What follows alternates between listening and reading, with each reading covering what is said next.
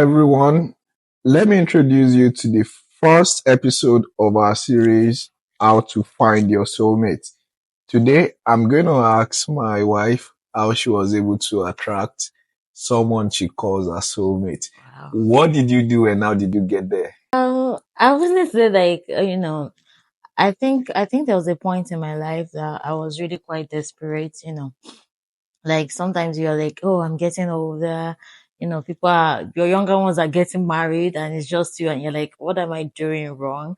And it was just the cycle of desperation.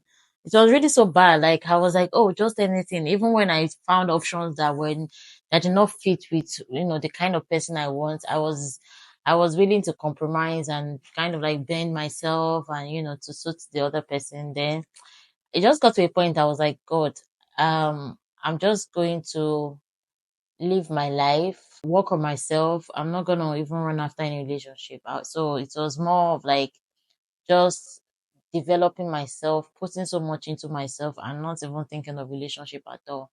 And I think that's one of the most important thing as a single person, as a single lady, I would say for myself, is that when you remove desperation, that's that feeling of, oh, I need to be in a relationship, I want to be in one. It just makes it easier for you to see what is in front of you. When you develop yourself, you take each day as it comes. You build your spiritual life, you build your educational life, you try to excel in your work and all that. Other things just come naturally to you because that's aura of desperation is just not around you like that. I think that's very apt, and I think one thing that stood out for me was trying to identify myself. And I think it's a very broad topic when you tell someone, Yeah. find yourself, like, who are you? But it is not really a broad topic.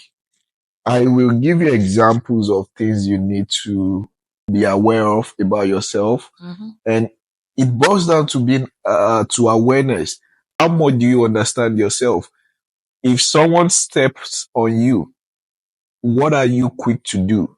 Are you someone who is vindicative? And at this point, don't judge yourself, even Yeah. if you are. Mm-hmm. You're just trying to learn yourself.